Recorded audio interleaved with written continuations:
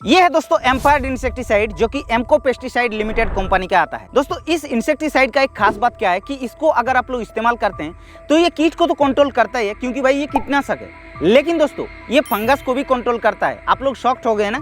बिल्कुल दोस्तों, ये फंगस को भी कंट्रोल करता है। तो आखिर ये इंसेक्टिसाइड को हम लोगों को कैसे इस्तेमाल करना है, तब जाके ये फंगस से भी ये नियंत्रण देखने को मिलेगा और कीट से भी नियंत्रण देखने को मिलेगा, वो आप लोगों को वीडियो को लास्ट तक देखने के बाद ही पता चलेगा।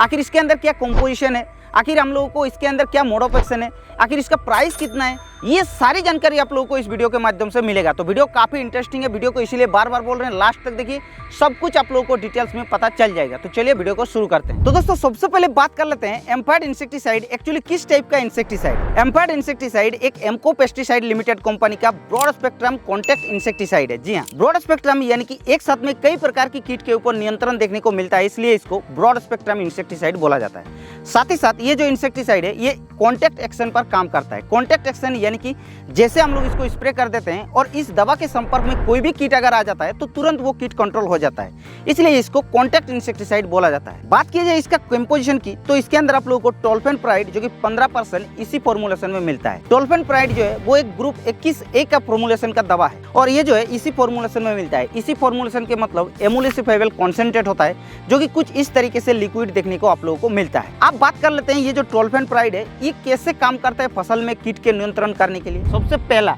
क्विक एंटीफिडेड एक्शन पर काम करता है। क्विक एंटीफिडेड एक्शन यानी कि इसको इस्तेमाल करने के बाद पूरे पत्ते के अंदर, पूरे पौधे के अंदर तो फैल जाता है, लेकिन कोई कीट अगर उसके संपर्क में आ जाता है यानी कि दवा के संपर्क में आ जाता है तो वो तुरंत कंट्रोल होता है। ये होता है क्विक एंटीफिडेड एक्शन। दूसरा, इसके अंदर आप लोगों को ओविसाइडल एक्शन भी देखने को मिलता है। ओविसाइडल एक्शन यानी कि क्या होता है, देखिए कोई भी कीट का अलग अलग प्रकार की लाइफ साइकिल का स्टेज होता है, उसमें से एक अंडा स्टेज होता है और उस अंडे स्टेज पर भी ये काम करता है। तो इस तरीके से ये ओविसाइडल एक्शन पर भी काम करता है। और साथ ही साथ ये तीसरा जो है वो METI यानी कि mitochondrial electron transport inhibitor action पर भी काम करता है। यानी कि आप लोगों को समझ में तो नहीं आया, आप लोगों को समझा देते हैं। कोई भी कीट का जो कोशिका होता है उसके अंदर माइटोकॉन्ड्रिया होता है। अगर आप लोगों की बात की जाए, कोई भी इंसान के अंदर भी माइटोकॉन्ड्रिया होता है कोश के अंदर, तो इस तरीके से इंसेक्ट यानी कि कीट के अंदर भी माइटोकॉन्ड्रिया होता है और कोश से माइटोकॉन्ड्रिया का जो इलेक्ट्रॉन ट्रांसपोर्टेशन का जो प्रोसेस होता है उसको ये ब्लॉक करता है और इसीलिए कीट जो है वो वहीं पर खत्म हो जाता है। इसलिए दोस्तों ये टोल्फेनप्राइड जो है वो बहुत ही अच्छा रिजल्ट देखने को मिलता है। तो इसका मोड ऑफ एक्शन तो आप लोगों को क्लियर हो गया। आप बात कर लेते हैं कि ये कौन कौन सी कीट के ऊपर कंट्रोल करने को देखने को मिलेगा और साथ ही साथ ये क्या फंगस को भी कंट्रोल करता है, कितना सच है वो भी आप लोगों को बता देते हैं। तो सबसे पहले कीट की अगर बात की जाए दोस्तों, ये जैसे कि आप लोगों को एफिड्स के ऊपर नियंत्रण देखने को मिलेगा,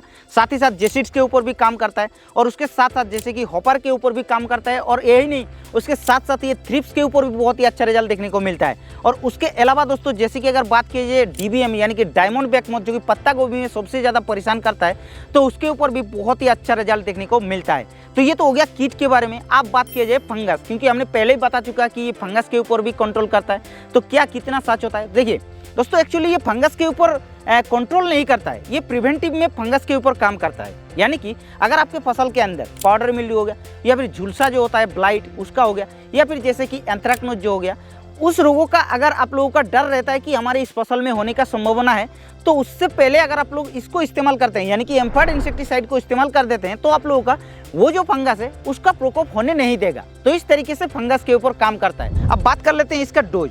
तो देखिए इसको अगर आप लोग 1 एकड़ के लिए इस्तेमाल करना चाहेंगे तो 200 लीटर पानी में आप लोगों को इसका डोज 400 ml के हिसाब से रखना है। अगर आप लोगों का 20 लीटर वाला पंप है तो उसमें आप लोगों को 40 ml के हिसाब से इस्तेमाल करना है। तो आप लोग भी किसी भी फसल में इस्तेमाल कर सकते हैं, बहुत ही अच्छा रिजल्ट मिलेगा जो हमने कीट बताया या फिर जो फंगस हमने बताया। अब बात कर लेते हैं इसका रेन फास्टनेस के बारे में। रेन फास्टनेस यानी कि क्या होता है कि इसको जैसे आप लोग इस्तेमाल करते हैं और बरसात का मौसम अगर होता है तो क्या होता है, बारिश का डर रहता है। अगर आप लोग इसको इस्तेमाल करने के 4 घंटा बाद बारिश आ जाता है तो ये फसल के ऊपर 100% रिजल्ट देखने को मिलेगा।